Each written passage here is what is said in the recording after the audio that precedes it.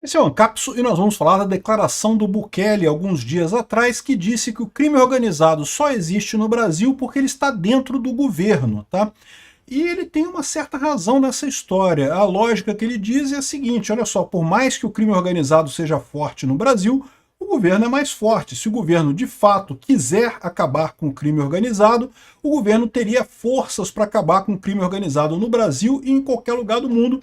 E ele dá o exemplo de El Salvador. El Salvador era um país que havia muito crime e ele implementou uma série de medidas bastante duras em termos de segurança pública e de fato conseguiu melhorar muito a questão da segurança em El Salvador. Mas eu vou fazer uma ressalva, aliás, vou fazer duas ressalvas nessa fala do Bukele em seguida, tá? Realmente, eu sou testemunha, eu estive em El Salvador, fiquei por lá umas 2 semanas, passei num monte de lugar lá em El Salvador, realmente o pessoal lá super seguro e o pessoal, todo mundo elogia o Bukele, que é muito bacana o lugar, a segurança, a sensação de segurança em El Salvador, impressionante, né? Vamos entender isso aqui, essa notícia foi sugerida por Cachorro de Rodoviária, Diálogo Cabuloso do PT com o PCC e várias outras pessoas. Obrigado aí ao pessoal que sugeriu notícias lá no nosso site, no visãolibertaria.com, e obrigado a você que está assistindo o nosso vídeo. Se você gosta do nosso conteúdo, por favor, deixe o seu like, se inscreva aqui no canal, né?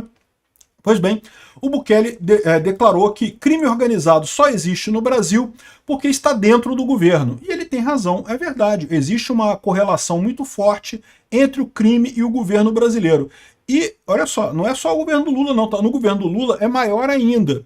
Mas mesmo no governo do Bolsonaro, mesmo em outros governos aqui no Brasil, pode saber que tem muita ligação de governo com criminoso. Tem um monte de policial aqui no Brasil que, na verdade, trabalha para o crime, meu amigo. Isso tem em tudo quanto é lugar. Sempre teve isso daqui. Não estou dizendo que sejam todos os policiais, tá? A maior parte dos policiais aqui no Rio de Janeiro e em todo o Brasil são pessoas honestas, que querem acabar com crime, coisa e tal. Mas que tem um monte nesse negócio aqui, tem um monte de gente ligada ao crime, isso é verdade em qualquer lugar do mundo, né? Então o Bukele falou o seguinte, olha, foi nessa fala dele aqui, eu não vou ligar o som porque ele está falando em espanhol, evidentemente, ele é o presidente de El Salvador, e ele fala aqui, ó, o Leviatã, o Estado, ele é maior do que qualquer organização criminosa, né? Nós demonstramos isso em El Salvador, nós éramos o país mais perigoso do mundo, e sim, as organizações criminosas no Brasil são muito maiores que as organizações criminosas em El Salvador, mas o Estado brasileiro também é muito maior que as organizações criminosas no Brasil, né? Ou seja, sobre as drogas, a Europa, por exemplo, sou totalmente contra as drogas, e a gente luta contra as drogas aqui, mas o uso de drogas na Europa é muito maior do que na América Latina, isso é verdade, né? Muito maior, legal e ilegal, ou seja, tanto a droga legal quanto ilegal são maiores na Europa. E por que aqui na América Latina tem cartéis de drogas, mas você não tem cartéis de drogas na Europa controlando partes da França e coisa e tal? Exatamente porque lá na Europa, embora você tenha muito tráfico, embora você tenha muita droga, embora você tenha muitos problemas com droga, o governo lá é muito forte, o governo lá persegue e prende as organizações criminosas por lá. Isso não acontece aqui no Brasil, isso não acontece na América Latina. Os governos da América Latina são governos fracos, que acabam permeados por organizações criminosas e com isso permitem a formação de cartéis. Ele tem razão, para pensar. Realmente, você pode falar assim, por que o Comando Vermelho é tão forte aqui no Rio de Janeiro? Porque vende droga, droga é um negócio, tem muita gente que consome droga aqui no Rio, que compra um baseado com traficante, isso favorece economicamente o traficante, mas como é que você explica que lá nos Estados Unidos, lá na Europa, em que tem muito mais consumo de drogas, o pessoal lá é pianinho, não tem nenhuma área da Europa que é dominada por cartel, nenhuma área que é dominada pela milícia ou por coisa desse tipo, né? A questão é efetivamente falência estatal. Isso é realmente um problema, o que ele fala aqui. O Estado controla o território. O governo francês tem lá os seus defeitos, mas eles controlam o território deles. Na América Latina não. Nós somos incapazes de controlar o nosso território. Nós deixamos áreas para o cartel, para outras organizações criminosas, algumas cidades para as gangues e coisa e tal. E isso não pode ser algo, isso é errado, não deveria ser assim. É algo que a gente deveria mudar aqui na América Latina. Nós somos cheios de pessoas como a Índia e a China. A Índia e a China controlam seus territórios. Isso é outra coisa também. Você pode falar assim, ah não, mas a Europa controla porque é um monte de país pequenininho, um monte de país pequenininho que não tem problema nenhum e coisa e tal. Mas a Índia e a China controlam o território deles. E por que lá na Índia e na China não tem também áreas controladas por tráfico de drogas e por gangues e coisa e tal? Bom, a verdade é que nesse caso tem umas áreas lá na Índia e na China que são sim, tá? Mas de qualquer forma é um problema menor do que na América Latina. E bom, e o que eu atribuo a isso? Como vocês sabem, eu sou um crítico de governos grandes. Achar que o governo vai resolver o problema, eu não acho. Eu acho que se o governo conseguisse resolver a questão da segurança pública, já seria uma coisa ótima. Já estaria cumprindo o papel dele aqui na América Latina. Mas nem isso o governo faz. Eu não acho que o governo tem que crescer. O problema é justamente que o governo brasileiro e os governos da América Latina acham mais fácil correr atrás do pai de família que estacionou o carro errado, do pai de família que não pagou a multa no tempo correto, de não sei o que lá, do que correr atrás do policial, das pessoas que realmente cometem crimes, dos traficantes perigosos e coisa e tal. O que acontece com governos como o do Brasil e de outros países da América Latina é exatamente isso. É uma acomodação. Eles preferem deixar os criminosos perigosos para lá e correr atrás do cidadão honesto e coisa e tal. Por quê? Porque é mais fácil, porra, né? Você vai pegar o cara que estacionou errado ali, o cara vai pagar a multa dele, ele não vai atirar em você, não vai ir contra o policial, não gera um risco de vida para a polícia, não gera um risco de vida para o Estado, né? E o que acaba acontecendo é isso, você acaba criando essa miscigenação no final das contas, né?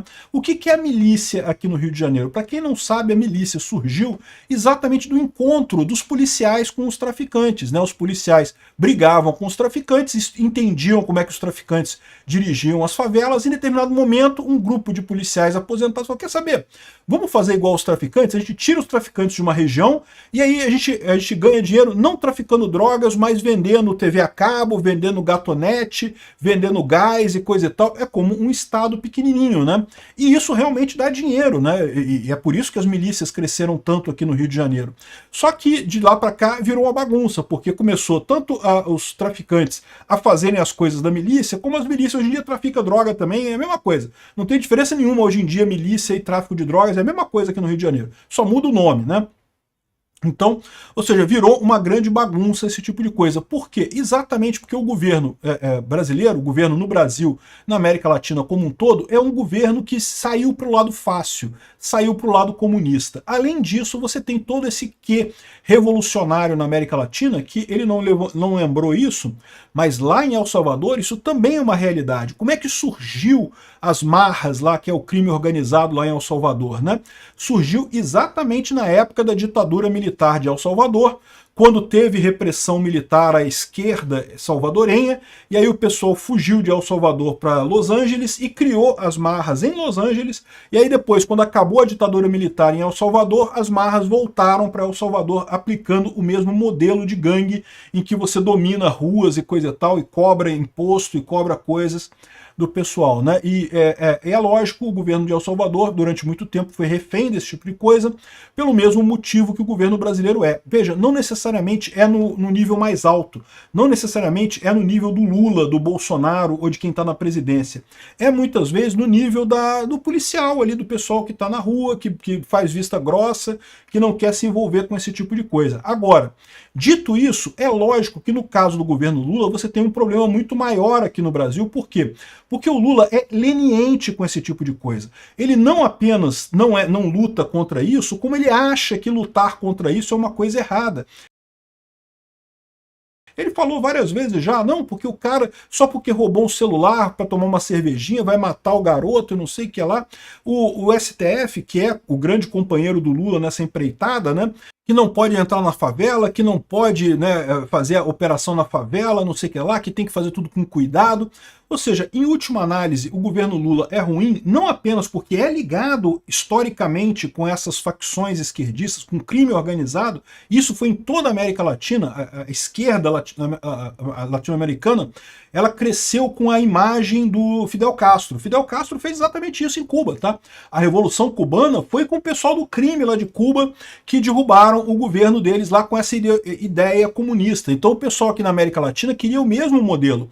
Teve as Farc na Colômbia, teve o Comando Vermelho aqui no Brasil, teve os guerrilheiros do Araguaia aqui no Brasil, teve um monte de comando de terrorista por aqui, justamente com a ideia de implementar aqui o que aconteceu lá em Cuba, né? E nunca conseguiram, porque depois que aconteceu em Cuba, ninguém mais deu o mole que deram lá em Cuba de deixar isso acontecer, né? Mas a verdade é que ficou essa coisa. A esquerda tem uma ligação muito grande com o tráfico, tem uma ligação muito grande com quadrilhas organizadas e não quer acabar com isso, porque vê isso como algo positivo para o objetivo deles. Então, todo governo é ligado à máfia, sim. Todos eles. Até o governo dele. Eu vou falar para vocês. Não existe governo imune a isso. Até lá nos Estados Unidos, até na França. É tudo organização criminosa muito parecida.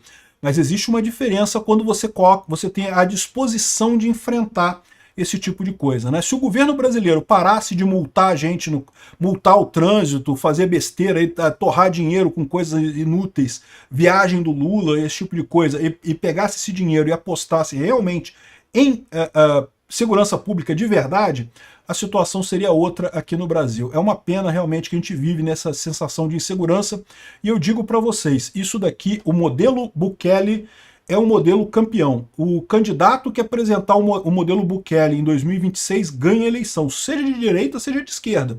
A direita tem que se organizar para fazer isso rápido. O Tarcísio tem tudo para fazer isso com o governo de São Paulo, com o Derrite, com o pessoal de lá, tem tudo para mostrar essa cara de durão para ganhar a eleição na base da segurança pública em 2026. Ou o Bolsonaro também encampar esse tipo de discurso.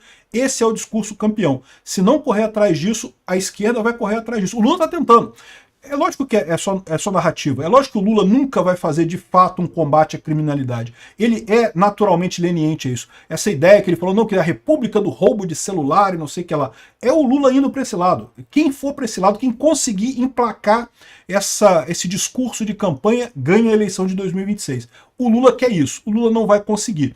Eu espero que o pessoal da direita esteja atento a isso. Esse discurso do Bukele é o discurso campeão. E sim, eu falei que eu tinha duas ressalvas quanto ao Bukele nesse discurso dele. A primeira coisa é que ele não gosta de falar isso, mas realmente é muito mais fácil implementar isso num país pequeno como é o Salvador do que num país grande quanto o Brasil. É o que eu falo para vocês. Toda estrutura hierárquica se torna mais inefetiva quanto maior ela é.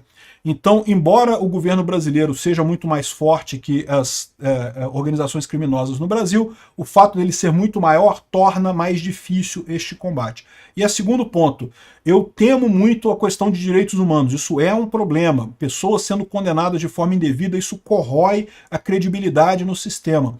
O Bukele, de novo, ele consegue tratar isso porque é pequenininho, é um país pequeno, ele consegue fazer as coisas rapidinho lá. Num país como o Brasil, isso pode descambar para problemas aqui no Brasil. Então tem que ter cuidado com essas duas coisas. Mas ainda assim, mesmo com esses problemas, é um modelo campeão.